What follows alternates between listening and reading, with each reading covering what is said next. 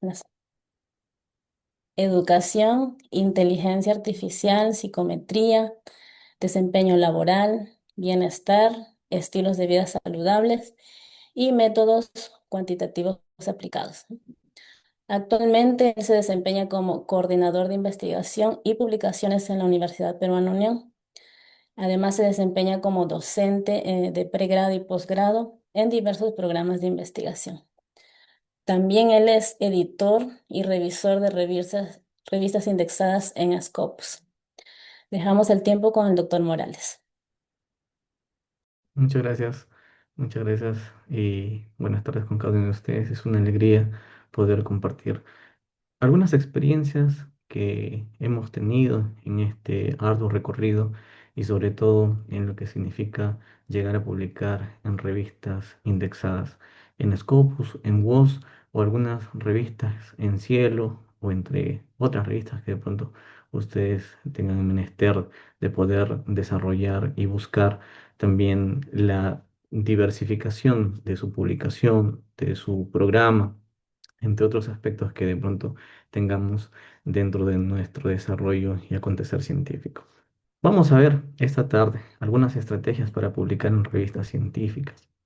Estoy dejando un QR para que al final de la presentación voy a subir las diapositivas que vamos a ver a lo largo de toda esta presentación, entre algunos otros detalles como contactos donde ustedes pueden escribirme, pronto pueden enviar un mensajito si desean recibir las diapositivas también, aquellos que de pronto no lo puedan visualizar, entonces me escriben, yo les voy a estar enviando por el medio en el que me escribo. ¿Ok? Entonces, es reconocer la importancia de el desarrollo de un manuscrito es poder saber que nuestras ideas no se van a quedar en solo un andamio, sino que van a ser visibles para todo el mundo. Pero para esto, nosotros debemos saber y reconocer que más del 50-60% de los motivos por los cuales son rechazados nuestros artículos pueden ser por las malas prácticas o deficiencias en los estilos de redacción.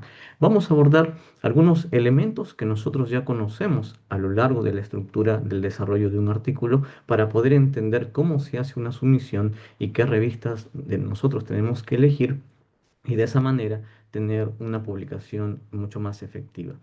Toda investigación se puede publicar.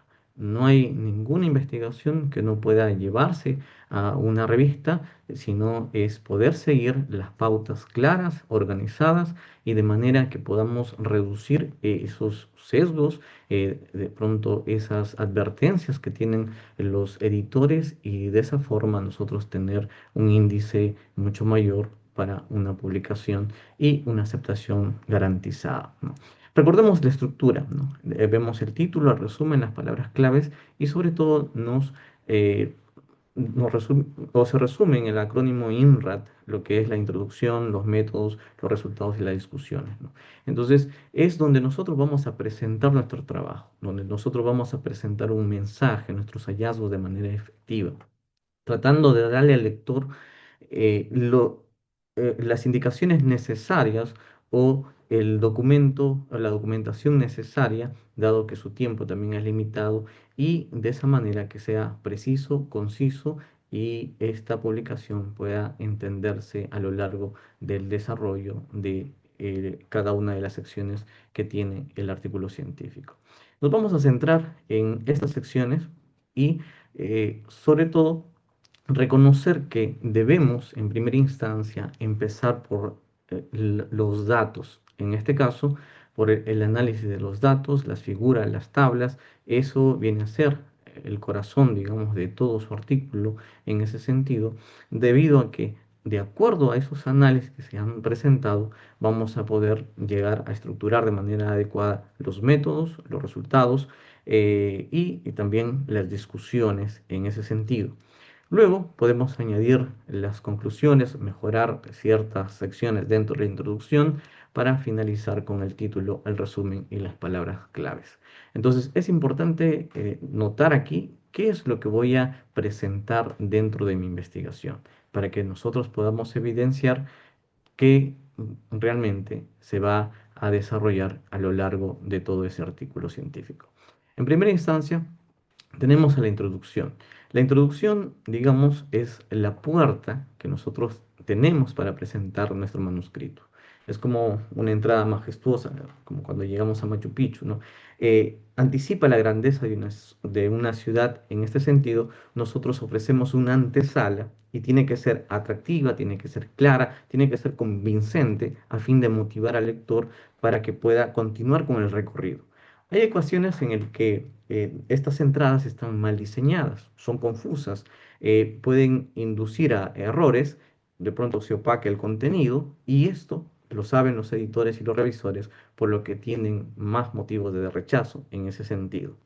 Entonces, el propósito fundamental de la introducción es darnos un contexto necesario, identificar cuál es el problema de nuestra investigación, eh, también justificar la importancia de la misma. Tenemos que realizar una síntesis bastante crítica de la literatura, exponer diversos estudios en ese sentido y de esa manera poder reflejar que hay una novedad y hay una relevancia dentro del campo en el que estamos estudiando. Entonces, podemos decir que existen ciertos pilares esenciales en ese sentido, como por ejemplo ser concisos y contextualizar. Seamos breves, ¿no?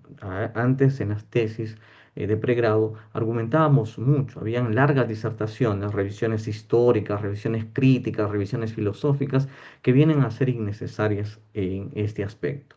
Presentamos el tema de manera general, clara, directa, como si el lector no tuviera un conocimiento previo. ¿Ok? Lo situamos al lector dentro de un campo de investigación en el que nosotros queremos abordar mediante las citas, mediante referencias, hacemos una evaluación crítica de cada uno de ellos. Tiene que ser relevante, tiene que ser reciente también. Algunos consideran los últimos 5 años, algunos consideran un poco más, hasta los 10, e incluso hay citas que abarcan dominios teóricos que pueden ser mucho más añejas en ese sentido. Entonces, abordamos sí, revisiones sistemáticas, metaanálisis, estudios que puedan llevarnos a la reflexión y sobre todo evitamos citas innecesarias, referencias que no son relevantes para nuestro estudio. ¿Ok? Segundo, el planteamiento claro del problema. Es importante que nosotros podamos identificar de manera explícita el problema central que estamos abordando dentro del estudio. Justifiquemos la relevancia conectándolo con la necesidad que nosotros estamos viendo, una necesidad social, una necesidad política, una necesidad académica, y de esa manera podemos evaluar la brecha científica y quizás algunas controversias que de pronto no han sido resueltas en la literatura, y es ahí donde esa necesidad se vuelve una investigación. También podemos ver en los análisis de soluciones, ¿no? Si bien es cierto, hay cierta enfoque breve, en este caso a una solución breve, porque usted va a abordar a través de la investigación y quizás esas soluciones va a señalar algunas fortalezas, quizás hay algunas debilidades que se tienen, algunos desafíos en cuanto a las investigaciones que se vienen desarrollando, de manera que usted posicione su investigación como una mejora, un aporte innovador, novedoso en el conocimiento y en el área en el que se está desarrollando. Aunque se han desarrollado diferentes escalas, de pronto, diferentes investigaciones, usted va a evaluar determinado tema que va quizás validar en el contexto en el que usted se encuentra. Y finalmente, es importante dentro de nuestra introducción tener una exposición clara y específica del objetivo. El o los objetivos, las hipótesis también pueden ir aquí.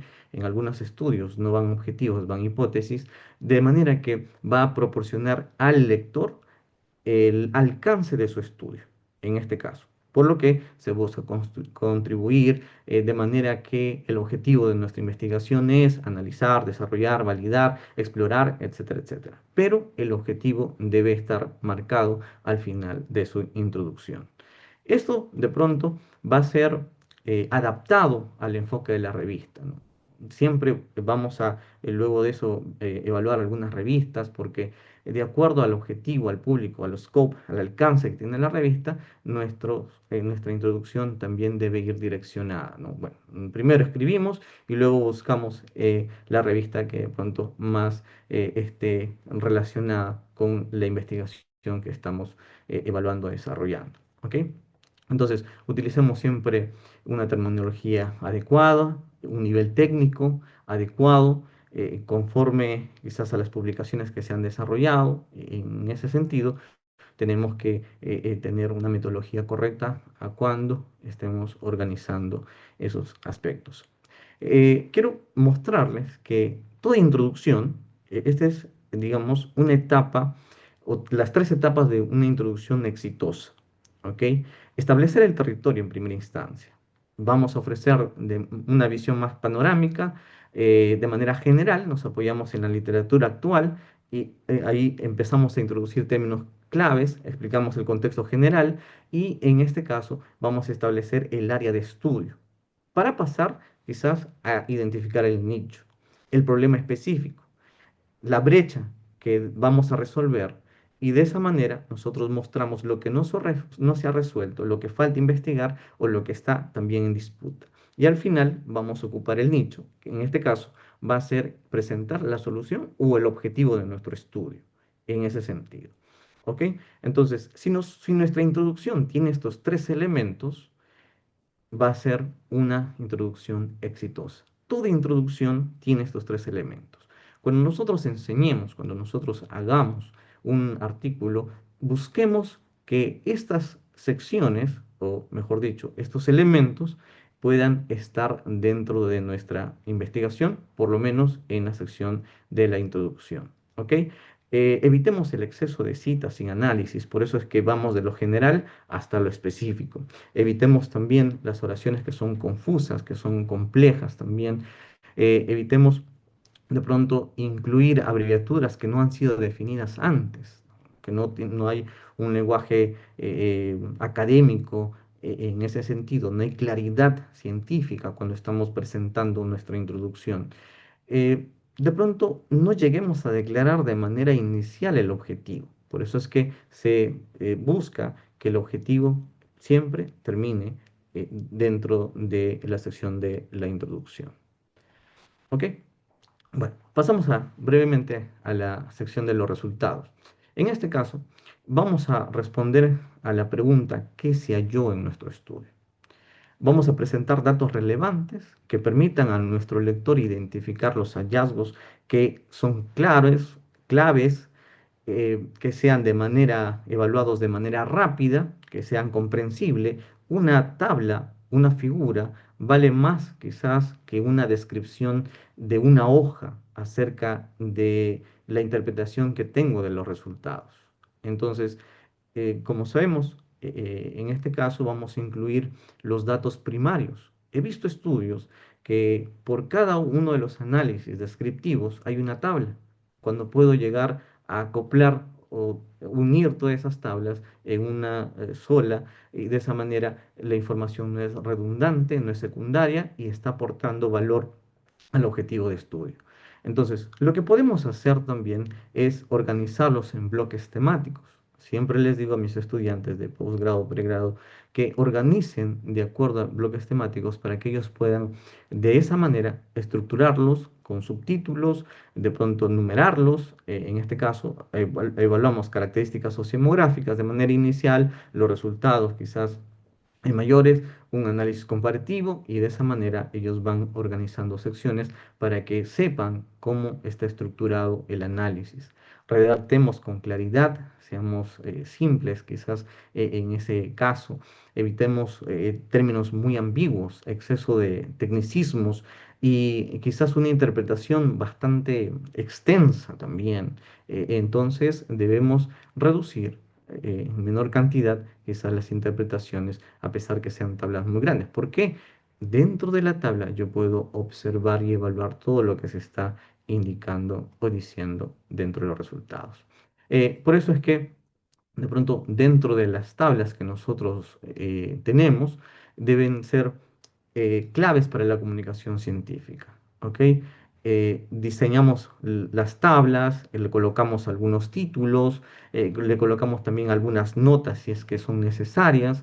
Entonces, mantenemos en algunos casos una figura por tabla, eso va a depender siempre de la revista. Algunos indican que las tablas y las figuras van después de las referencias, pero eso va, ya lo vamos a ver en la guía para autores y va a depender de cada una de las revistas. Mantengamos un diseño limpio siempre dentro de las tablas, evitemos gráficos en 3D, algunos colores que son innecesarios también.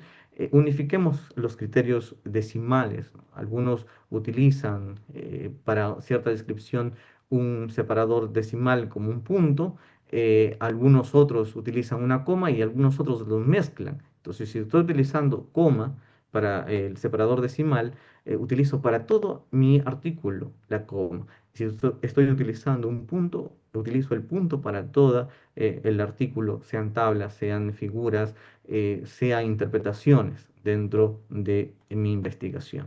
¿Ok? En este caso, podemos tener algunas recomendaciones de acuerdo al tipo de estudios. Va a depender de si son estudios cuantitativos, son descriptivos, son estudios analíticos, son experimentales, y de eso va a depender quizás algunos datos, tablas que se tengan que añadir o indicar, ¿no? Algunos indican y muestran que cuatro o cinco tablas son más que suficientes dentro de nuestro estudio. Es decir, vamos a tener que comprimir tablas, vamos a tener que separar quizás aquellas que no sean relevantes dentro de nuestro estudio, aquellas que no aporten o no sean de significancia para el estudio, vamos a separarlos porque son irrelevantes para el mismo. Ok, pasamos entonces a la discusión. Estamos haciendo un breve repaso de lo que ustedes tienen que aprender o entender dentro de ese proceso para poder ir a las publicaciones. Esto es importante, importantísimo. La discusión va a ser el núcleo interpretativo de nuestro artículo científico.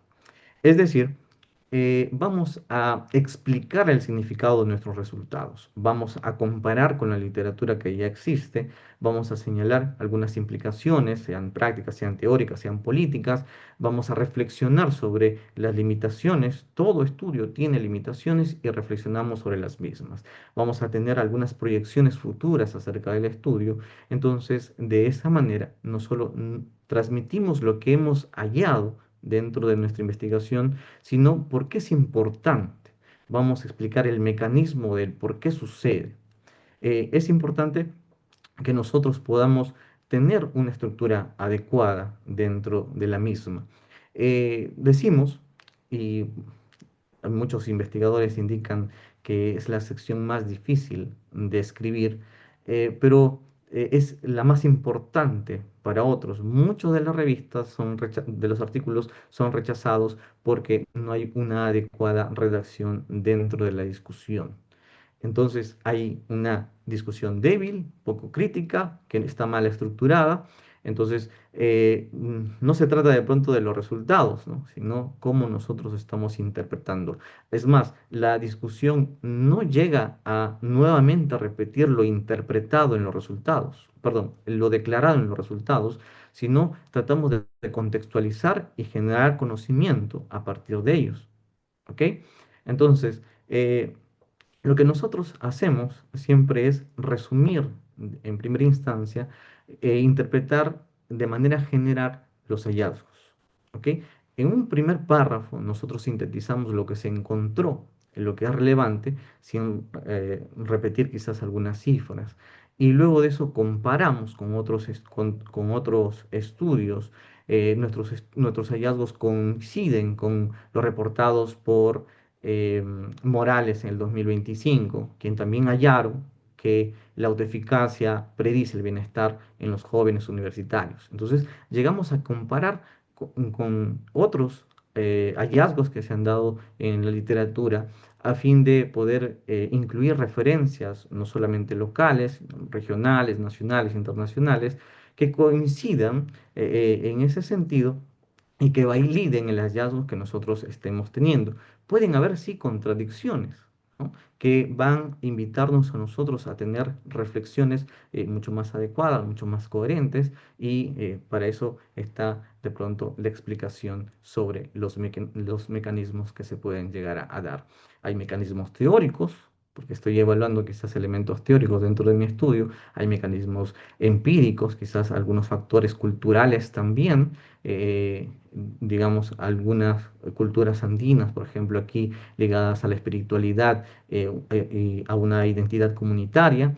Entonces, hay factores metodológicos que nosotros tendríamos que explicar ahí, factores contextuales también, entre otros aspectos, pero básicamente dentro de la discusión tratamos de abordar estos tres elementos. ¿Ok? En cada una de las... Y podemos dividirlos. Yo siempre recomiendo a mis estudiantes es poder dividir la sección de la discusión en elementos que se han visto dentro de los resultados que son importantes y discutir los resultados más importantes dentro de la misma. Entonces se arman subtítulos y a través de eso vamos organizando, ¿no? Al final lo retiramos porque eso va a depender de la revista. Esto es para poder tener mayor control y saber qué es lo que se está hablando en determinado párrafo y qué es lo que falta añadir también dentro del mismo. ¿Ok? Entonces, añadimos también algunas implicancias prácticas. Hay una sección de implicancias, hay una sección de limitaciones. En este caso, las implicancias van a permitir a nosotros, es como una propuesta teórica, práctica que nosotros tenemos dentro del estudio, es una contribución que va a permitirnos poder evaluar qué es lo que se puede hacer con esta investigación dentro de ese contexto político, en un contexto teórico y de manera práctica, y también cómo se puede abordar en futuras investigaciones. Luego están también las limitaciones en ese sentido, ¿no? Nosotros reconocemos, toda investigación tiene limitaciones y reconocemos con honestidad cuáles han sido nuestras limitaciones, sean metodológicas, sean instrumentales, sean contextuales. Esto de pronto no debilita a nuestro estudio, sino que demuestra el rigor científico que nosotros tenemos. Finalmente, está la conclusión. Dentro de la conclusión, nosotros cerramos ya, digamos, el manuscrito ya con claridad, con fuerza. No repetimos el resumen, ¿ok? No es una simple reiteración también de los resultados, sino una síntesis crítica que va a conectar la pregunta de investigación, los hallazgos y también su impacto. Entonces, dejamos al lector con una visión clara de la relevancia de nuestro estudio. Entonces, podemos llegar a resumir, quizás de manera breve, los hallazgos que son claves, sin repetir quizás los resultados que hemos tenido. Respondemos también a la pregunta de investigación con el objetivo propuesto de manera directa y ya fundamentada. Reflexionamos de manera crítica sobre esta importancia. Indicamos también el impacto potencial, incluso de pronto si hay hallazgos inesperados, algunos que han sido negativos de pronto para nuestro estudio, y proponemos aplicaciones también prácticas, educativas, clínicas, sociales, pero de manera breve. Todo esto es de manera breve, de manera sucinta en esta sección de la conclusión. ¿Ok? No nos olvidemos de las referencias. Esto es importante en todo artículo científico. Eh, Seamos de pronto, al establecer las referencias, utilicemos algún estilo bibliográfico, algún gestor bibliográfico en este caso. Algunos optan por APA, algunos otros optan por Vancouver. Algunas revistas tienen otro tipo de estilo. Entonces, un gestor bibliográfico permite que nosotros podamos gestionar de manera correcta y adecuada cada uno de estos estilos. Escribimos quizás en APA, pero la revista te pide en Vancouver. Esto va a hacer que la tarea sea mucho más simplificada, de manera que con un clic puedes cambiar toda tu bibliografía a un estilo, a otro tipo de estilo. ¿Ok? Entonces, busquemos calidad, la diversidad de las fuentes, artículos que hayan sido publicados en revistas de alto impacto. Sobre todo, evitemos aquellas revistas que son depredadoras en ese sentido, y busquemos siempre que tenga una coherencia con el texto que hemos desarrollado. ¿ok?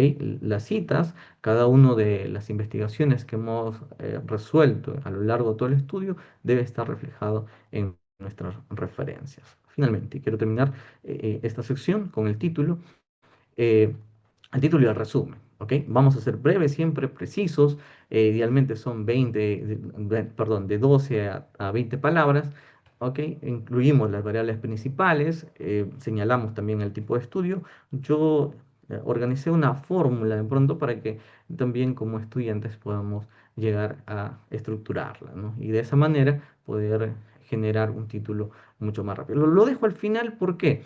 Siempre y en todo estudio que he realizado, siempre he dejado el título para el final. Algunos sí se concentran más en el título para abordar la investigación y dejan de lado todo, ¿no? Entonces, al final siempre escribimos el título, al final también escribimos el abstract o el resumen. Esto siempre va a seguir los lineamientos editoriales de cada una de las revistas. Va a depender. Algunas revistas te dicen, solo deseo los objetivos, los métodos, los resultados y la conclusión. En este caso, la introducción que no aparezca. Algunos te dicen que tienen que tener entre 150 y 250 palabras, que se escriba en tercera persona, en tiempo pasado. Eso va a depender de las revistas. Algunos indican que sean breve, de 2 a 3 líneas, nada más. Entonces, eso va a depender siempre de la revista a la que nosotros estamos abordando. Pero es claro que debemos presentar el objetivo, la claridad, la finalidad de nuestro estudio, la metodología en la que hemos abordado, el tipo de estudio, la muestra, los instrumentos que hemos utilizado, el tipo de análisis que incluso se han aplicado, los resultados, los hallazgos claves que hemos tenido. ¿Ok? Los más relevantes deberían estar aquí. Indicadores estadísticos también, R, los beta, los P deberían encontrarse dentro de esta sección. Y la conclusión que van a explicar o tener estas implicancias teóricas, implicancias prácticas de los resultados y cuál es el aporte, ¿no?, que se está dando. ¿Ok? Una vez que tenemos el artículo con todos esos marcadores, parámetros, pautas, vemos la elección de la revista. En este caso, podemos utilizar algunas páginas web como son las Journal Finder. Cada una de las editoriales tiene este Journal Finder donde ustedes pueden añadir el resumen de su estudio, incorporarlo aquí y les da diferentes alternativas de revistas a las cuales ustedes pueden llegar a aplicar de acuerdo al alcance, de acuerdo a los resultados, de acuerdo a la temática. Entonces pueden googlearlo, pueden ingresar de pronto a cualquiera de estos Journal Finder que tiene cada una de las editoriales. Hay uno que particularmente, bueno, hay varios que particularmente pueden ayudarnos a diversificar, no son propios de una editorial, sino que te puede ayudar a buscar en diversas editoriales. Algunos incluyen inteligencia artificial dentro de este proceso que les puede ayudar, ¿no? Entonces, es importante que nosotros podamos elegir a la revista adecuada de acuerdo al factor de impacto que de pronto se tiene en las revistas. Mientras más citadas sean las revistas, mayor factor de impacto se tiene. Es importante que podamos revisar cada uno de esos elementos porque hay revistas que no han sido o no están en base de datos como Scopus y que han sido rechazadas porque presentan, digamos, elementos que no son correctos dentro de una editorial, dentro de una revista, que se las considera como revistas depredadoras. Entonces tenemos que revisar, certificar que realmente están en cada una de estas editoriales están vigentes, ¿no? Bueno, a ver, voy a ver si se puede abrir aquí. Ok, me parece que no lo puedo abrir, pero dentro de los criterios de la selección que nosotros podemos llegar a tener, hacer la búsqueda, por ejemplo, en ese Journal Finder, nos puede dar algunas alternativas de diferentes revistas en las que nosotros podemos llegar a aplicar. Está el index, de pronto, mientras más alto sea, algunos dicen que es más complejo, otros dicen que es más sencillo. eh, bueno, sencillo, complejo, de pronto nosotros podemos ver en qué cuartil se encuentra. Los cuartiles uno son cuartil uno y cuartil 2 son los más altos, cuartil 3 y 4 de pronto los intermedios y los más bajos, los que están ingresando, las revistas que ingresan están en cuartil 4 y se van acercando al cuartil uno. Entonces va a depender de cada uno de poder evaluar cuál es la mejor revista, cuáles están ligados a los criterios al alcance que nosotros estamos considerando y de acuerdo a eso poder llegar a aplicar nuestra revista. Es importante que nosotros podamos conocer las normas editoriales, que podamos conocer también la calidad del idioma, la selección quizás de los revisores también y conocer las respuestas a los revisores, ¿no? Dentro de estos criterios de selección debemos saber, ahí en Scopus, si ustedes acceden, pueden irse a Source y pueden añadir, digamos, el nombre de la revista y a través de eso ustedes pueden filtrar si está o no está vigente. ¿Ok? Hay una lista incluso que te entrega Scopus para saber cuáles son las revistas que son vigentes o que están eh, en este momento eh, y pueden llegar a ingresar sin ningún problema, que no hay problema con sus procesos editoriales, porque ellos tienen certificaciones de manera continua, o como esta revista, por ejemplo, que ha sido descontinuada. Quiere decir que puede llegar a que publique en esa revista, sin embargo, no es visible dentro de la base de datos de Scopus. Eso puede bueno, aquí tenemos puntajes dentro de Perú, afectar al puntaje que se tiene dentro de los récords de publicaciones que se llega a desarrollar. De pronto, si hay pagos de APC que se han resuelto dentro de la Universidad Peruana Unión, tenemos ayudas para cubrir ciertos pagos de APC bajo ciertas condiciones y ciertos términos, pero siempre buscamos que la revista esté vigente. Entonces, esto hace que el revisor o el autor del artículo, en este caso, eh, tienda a retirar o no enviar su documento a determinada revista. O si de pronto está en proceso y ya fue aceptado, cuando quiera aquí solicitar un apoyo por APC, no se considere dado que la revista ya ha sido descontinuada. Es decir, ya no está dentro de Scopus. Por algún tema puede ser alguna evaluación que no ha sido demostrada de manera adecuada, políticas que no van de acorde a lo que Scopus indica, faltas éticas, entre otros aspectos que de pronto se están considerando dentro de la evaluación. Cada una de las revistas, en ese sentido, tiene una guía para autores. Toda revista tiene una guía para autores. Es la guía para autores la que nos va a orientar a poder a que nuestra investigación pueda ser estructurada de acuerdo a lo que la guía para autores solicita.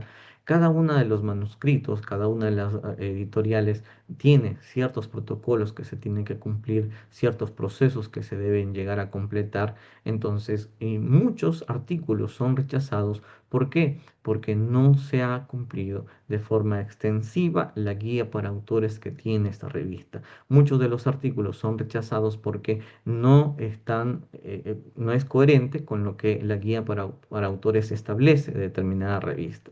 Entonces, una vez que usted tiene el artículo, una vez que ha identificado la revista, cuál puede ser la más adecuada, súmase y busque la guía para autores y establezca todos los criterios que la guía para autores mantiene dentro de su artículo.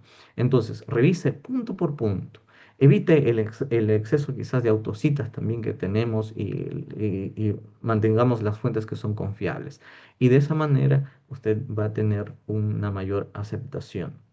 Por eso es que busquemos corregir el estilo de acuerdo a la guía para autores, como les decía, ¿no? Puede cambiar de un APA Vancouver, podemos ver la coherencia numérica, hay algunas editoriales y revistas que te piden cierta coherencia numérica, hay algunas que te piden una ediciones de niveles, de los niveles de los títulos, y también, bueno, seguimos indicando lo de la guía para autores. Una vez que hemos establecido el documento bajo la guía para autores, entonces, preparamos una carta de presentación. Ahora ya no se escriben cartas, ¿verdad? Bueno, antes se escribían cartas, pero ahora vamos a tener que nuevamente escribir una carta, pero en este caso va dirigida al editor. Esto puede ser una oportunidad para ustedes, puede influir de manera significativa a la decisión del el editor. Entonces, y quizás sea la única manera que nosotros vamos a tener una comunicación corta, directa y profesional con el editor. Entonces, seamos breves, en este caso, seamos respetuosos, que sea personalizado. Entonces, ¿qué es lo que hemos hecho? No es solo copiar y pegar el abstract, ¿ah? Mencionamos de manera clara y concisa el tema principal de nuestro estudio, justificamos el problema abordado, también su relevancia, explicamos también brevemente cuál es el enfoque de nuestro artículo, por qué se alinea con el alcance, con el scope de la revista, y resaltamos también las novedades y el impacto de la contribución del campo.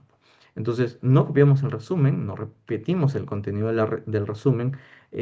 Al final, dentro del link que les voy a enviar, dentro del link voy a subir una carta de ejemplo para que ustedes puedan tener, y voy a también hacer una demostración cómo y dónde va esa carta. ¿Ok? Entonces, recordemos que vamos a estar bajo un proceso editorial. En ese sentido, estos procesos editoriales son rigurosos, súper rigurosos. Desde que usted envía el manuscrito, hay un editor en jefe que evalúa la revista, y la mayoría de manuscritos son rechazados en esta parte. Del 6 al 60% de manuscritos son rechazados en esta sección porque no han seguido los procesos editoriales. Hay problemas éticos también con su investigación. Hay cobertura incompleta de la literatura, de pronto aparecen citas inventadas. Ahora que estamos con la inteligencia artificial, esta tiende a alucinar y nosotros añadimos las citas como corresponde, errores gramaticales. Yo sí les recomiendo que publiquen en inglés. Hay muchas más revistas en inglés que en español.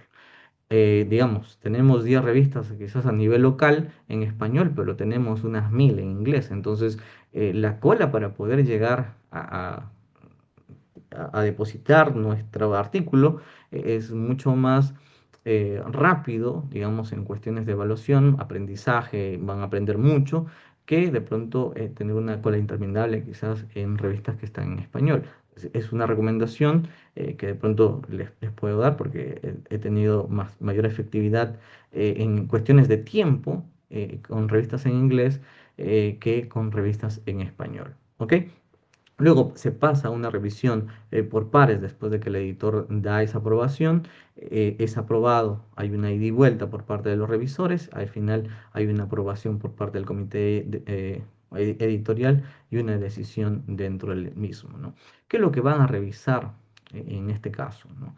Debemos mantener el buen listado de las autorías, evitar las autorías fantasmas en ese sentido, ¿no? Procedimientos que no han sido quizás detallados o son ineficientes, en este caso, incluso algunos van a ser rechazados por una mala conducta científica, fabricación de datos, inventan resultados que nunca existieron, falsificación de los resultados, manipulan los datos, imágenes, procedimientos, alteran los hallazgos. Entonces, esto realmente es intolerable para muchas revistas. En ese sentido, lo rechazan, plagio, ¿no? Copian textos, ideas, resultados sin añadir y darle crédito al autor. Y eso es una ofensa grave. Que hay un rechazo inmediato, incluso puede afectar tu reputación académica, hay sanciones institucionales, envíos incluso duplicados, ¿no? Quiero llegar a alcanzar la publicación y envío a 5 revistas a la vez. No es bueno, no es ético, ¿ok? El enviar el mismo manuscrito a más de una revista al mismo tiempo no es ético. Si te descubren, ambas revistas pueden rechazarte de manera permanente el artículo y rechazarte como autor. Algunos dicen que tiran el artículo cuando descubren una doble envío, ¿ok? Y vetan al autor de esas publicaciones. Entonces, evitemos las publicaciones duplicadas. De pronto queremos llegar a alcanzar más rápido, no sé, muchos días vi una profesora había llegado a publicar su investigación y la misma investigación quería llevarla a publicar a otra revista después de un tiempo. Em, Eso no es ético porque lo quería publicar en inglés. No es ético, no es correcto y puede ser rechazado por eso. Mira, te pueden responder así, ¿no? Se rechaza el envío porque carece de nivel científico en ese sentido. Entonces, eh, algunos otros incluso llegan a utilizar la inteligencia artificial y considerarla como autores, ¿no? Este es un artículo que ustedes lo pueden buscar de O'Connor, ¿no? O'Connor dice, ¿no? Que los 5 primeros párrafos de ese artículo fueron escritos con ChatGPT, ¿no? Entonces, él indica de que como ha sido escrito por ChatGPT, este debería ser considerado también como autor.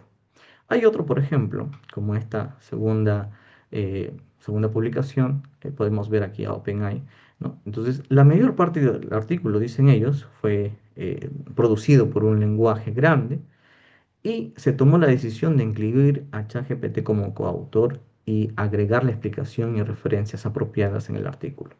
También ChatGPT ayudó con las referencias y el formato adecuado.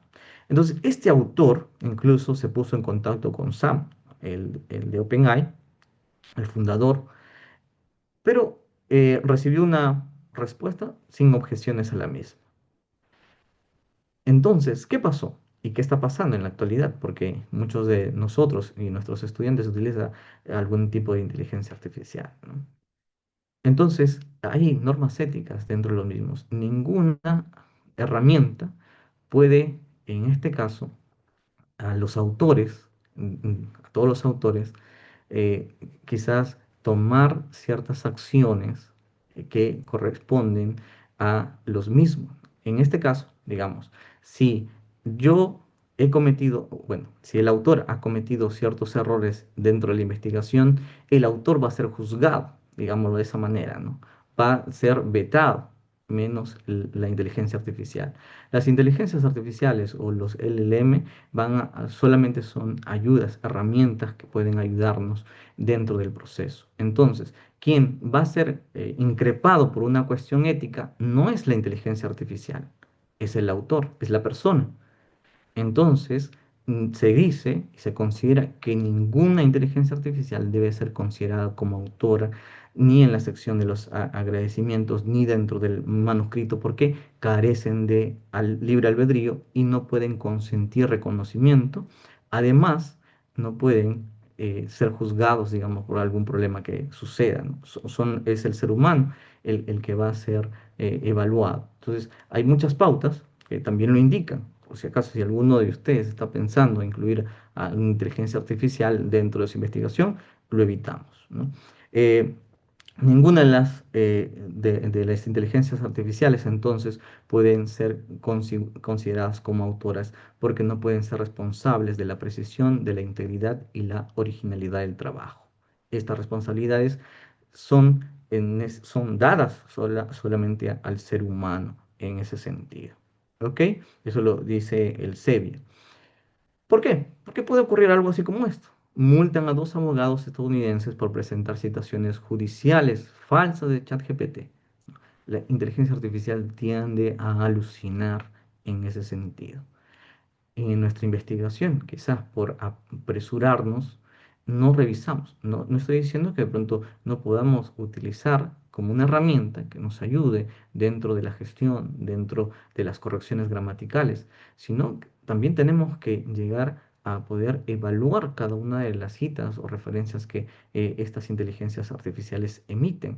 ¿Por qué? Porque la podemos utilizar incluso la inteligencia artificial para hacer ciertos análisis de datos, análisis de palabras, y esto puede ir en la sección de la metodología, puede ser incorporada, pero tienes que declarar cómo, cuál y qué es lo que hiciste con esa inteligencia artificial para que los demás investigadores puedan replicar lo que tú has realizado dentro de tu investigación.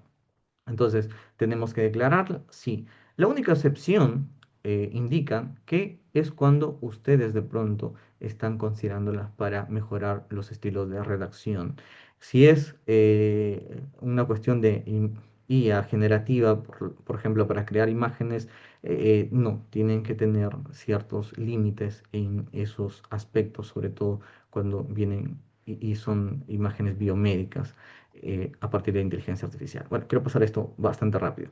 Entonces, hay errores, ¿sí? Que se tiene, se mantiene dentro de las inteligencias artificiales y no solo dentro de las inteligencias artificiales, sino dentro de nuestro desarrollo científico. Por ejemplo, miren, este es un artículo que ha sido publicado, al igual que las otras que habían considerado a inteligencia artificial dentro de su investigación, este artículo también fue retractado. ¿Qué quiere decir? No lo sacan a tu artículo y de pronto porque ha presentado falencias éticas, sino que se pone ante la comunidad científica que es retractado en este sentido, que presenta deficiencias éticas, teóricas, entre otros aspectos que pueden y que han sido evaluados y de esa manera tu artículo queda así marcado, el artículo y los investigadores. Por ejemplo, en este caso, miren, ciertamente, dice acá, ciertamente aquí hay una posible introducción para tu tema.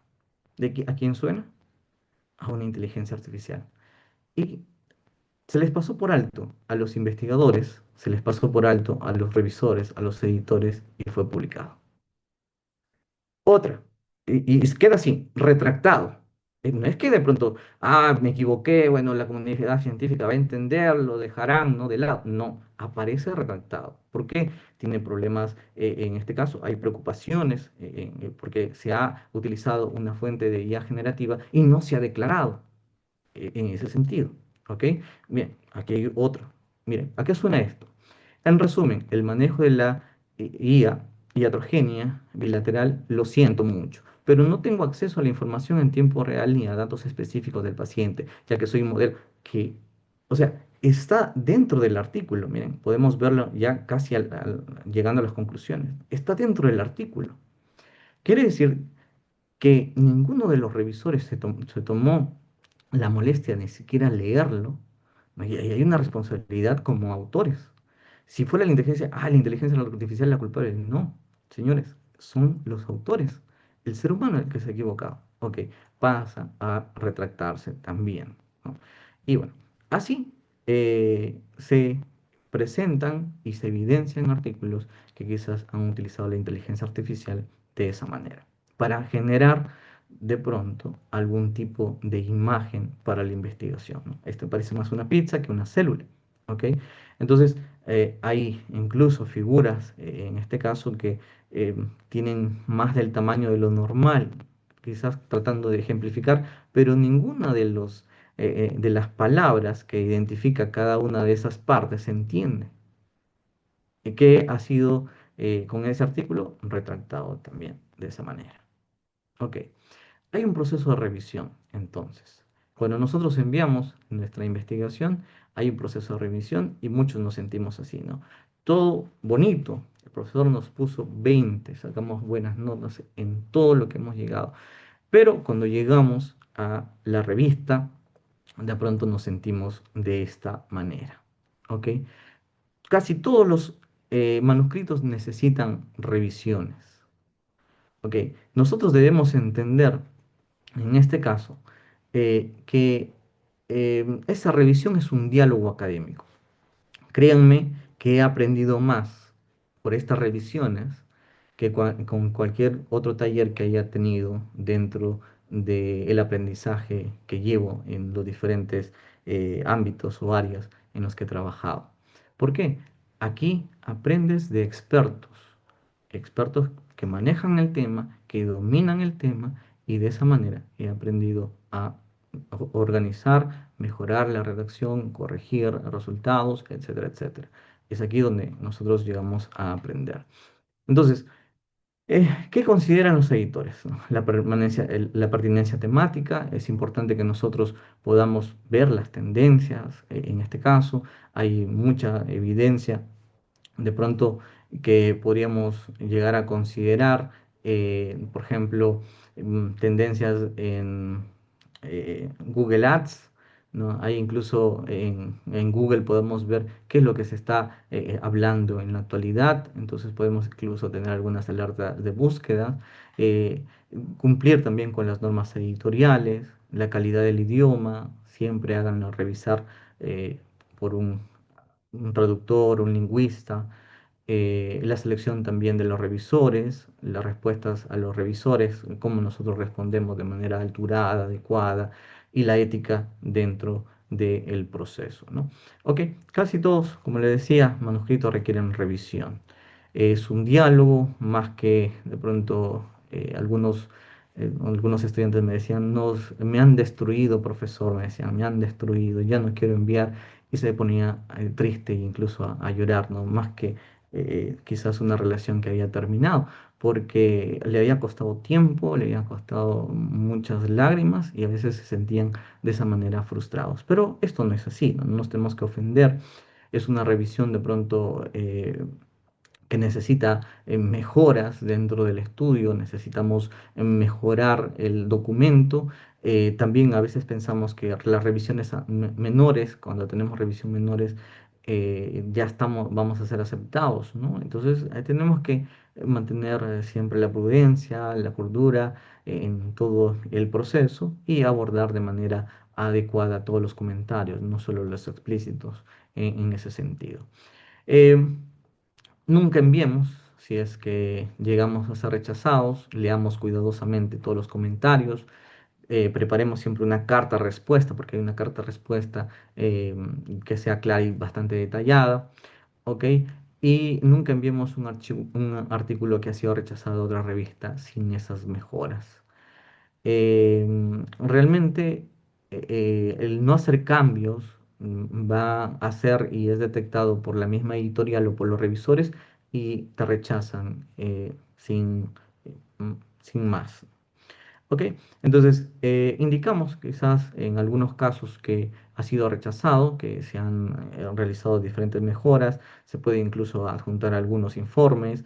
Dentro de las secciones de los procesos podemos ver estas partes para poder llegar a subir y justificamos también de manera más adecuada eh, cómo de pronto se ha mejorado la investigación, ¿no? Como le decía, busquemos las tendencias. Las tendencias, ahora se habla bastante de inteligencia artificial en las diferentes áreas, ustedes pueden llegar a realizar diferentes estudios con el tema, de pronto buscamos el top site de Scopus, de Science Direct, de Google Ads, ¿no? Qué es lo que se está dando en el campo en el que yo me desempeño, exploremos publicaciones, y también nosotros debemos saber que los editores buscan que sus publicaciones o los artículos lleguen a ser citados. Entonces, el hecho que sea un tema bastante comentado va a ser muy bueno para ellos.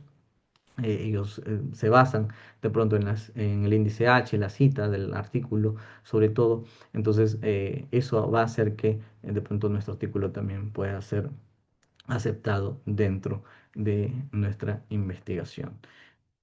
Ok, antes de las preguntas, quiero mostrarles de pronto un proceso. Miren, este es un proceso editorial. Ya, bueno, ingresamos, nos logueamos con una cuenta, tenemos las instrucciones para los autores. En ese sentido, yo voy a continuar. Podemos ver diferentes pasos. Eso va a depender de la interfaz en la que se esté desarrollando. Hay diferentes, eso es una. ¿Ok? Entonces, te pide diferentes partes que debes llegar a completar, ¿no? Siempre complétenlo con paciencia, que no sea apurado. A veces yo madrugaba con mis colegas y en las madrugadas nos jugaban una mala pasada. Entonces siempre tenemos que hacerlo de manera tranquila, todo el proceso, ¿ok? A veces olvidábamos algunas cosas, se nos olvidaba quizás enviar algo, luego al día siguiente recordábamos. Entonces les va a pedir secciones como el título, el abstract, en este caso, miren, piden 250 palabras, es esta revista que te pide 250 palabras, ¿no? Incluso te pide que de pronto puedas llegar a subir un abstract en ese sentido y puedes continuar con los siguientes pasos, ¿no? Yo les recomiendo siempre que tengan una carpeta donde ustedes puedan organizar no solamente el, la investigación o el título, porque hay dos partes, algunas revistas. Hay algunas revistas que de pronto les pide no solamente la carta para el editor, sino también les indica que el título, los autores, el comité de ética, los procedimientos deben estar en otra sección, en otra parte, y el cuerpo, o sea, el IMRAT, la introducción, la metodología, la discusión que esté en otro documento, porque como es a doble ciego, uno lo envían a los revisores y el otro se queda con el editor. En este caso, vamos a subir, ¿no? Por eso es bueno que ustedes puedan almacenarlas, su investigación en una carpeta para que puedan logren distinguirlo y no se confundan. En este caso, vamos a colocarle como el title y el otro el documento. ¿Ok? El proceso es así, ¿no? Van a subir, revisen que sean los documentos correctos, revisen que todo esté bien. Una vez que se han subido, confirmen, descarguen o de pronto vean si corresponde o no corresponde y pueden continuar con el resto de procesos. Hay algunas palabras claves, sobre todo, que corresponden a al estudio que usted está realizando o de manera similar. Eso sí, 5 a 7 palabras claves les van a pedir y también los autores, ¿no? Aquí indicamos, aquí añadimos de pronto a los autores que son parte del estudio, tal cual de pronto se han presentado, se han organizado dentro de los mismos, ¿ok? Y continuamos con la evaluación. Algunos piden algunos revisores, ¿no? Eso es importante, algunas revistas piden ciertos revisores, aquí ya lo he completado para este ejemplo. ¿Ok? Y les pide también la carta de presentación, ¿no? Subimos la carta de presentación, hay una versión en PDF, también lo pueden colocar aquí, copiarlo y pegarlo sin ningún problema y añaden también el número de figuras, el número, en este caso no tenemos figuras a colores, el número de tablas y también el número de letras, ¿no? En este caso. ¿Ok? Y bueno, hay algunos otros detalles que sí se tienen que considerar, que por ejemplo no ha sido sometido, en este caso no ha sido sometido a otro journal, no ha pasado por un proceso de revisión, es único, se le está enviando de manera inicial, no hay conflictos de intereses, por ejemplo, he ganado un concurso y estoy siendo financiado por el Estado, tendría que añadir aquí. Si tengo un conflicto de intereses, hay un financiamiento de por medio, ¿ok? O también si de pronto tengo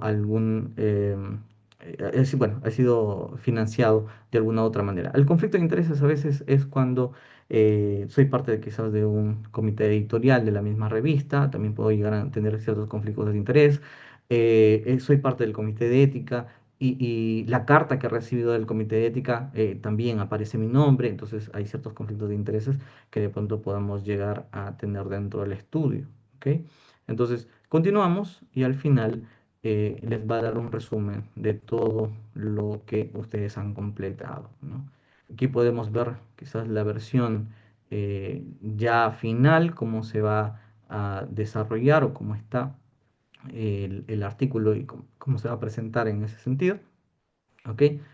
Vamos a ver si lo podemos visualizar, ¿ok? Ahí te indica cuál es el journal, después de la selección, bueno, están de acuerdo a lo que pide la revista. No les voy a poder enseñar un poco más porque todavía está en proceso de revisión o va a empezar su proceso de revisión. Entonces puedo darle a aceptar, ¿no? Estar de acuerdo y empezó el proceso de envío o sumisión a la revista. ¿Ok? Y bueno, esa es la fase inicial. Estamos y esperamos de pronto el proceso de revisión y entre otros aspectos. Esta es la otra página que les comentaba, que de pronto podríamos llegar a considerar dentro de nuestro estudio.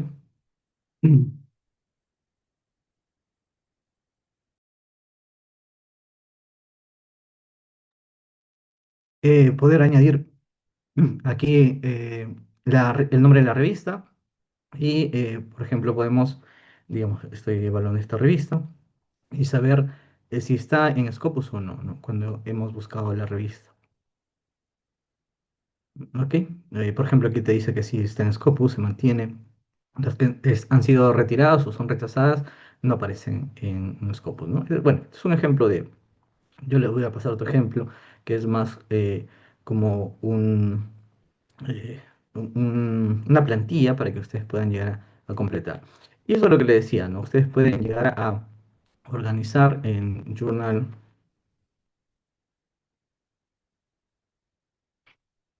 buscar como Journal Finder. Y hay diferentes, ¿no? Buscadores, desde el Xavier, Springer, Wild, ¿no?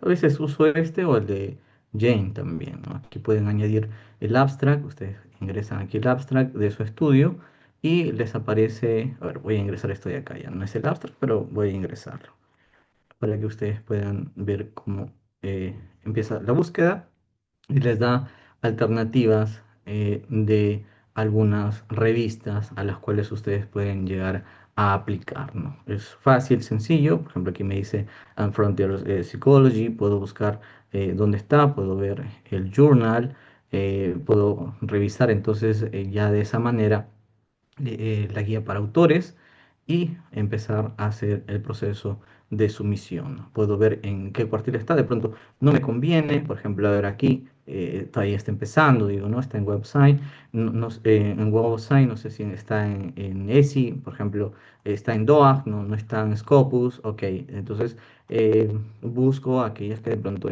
sean de mi interés y de acuerdo a los criterios que pueda llegar a tener dentro de mi estudio, ¿no?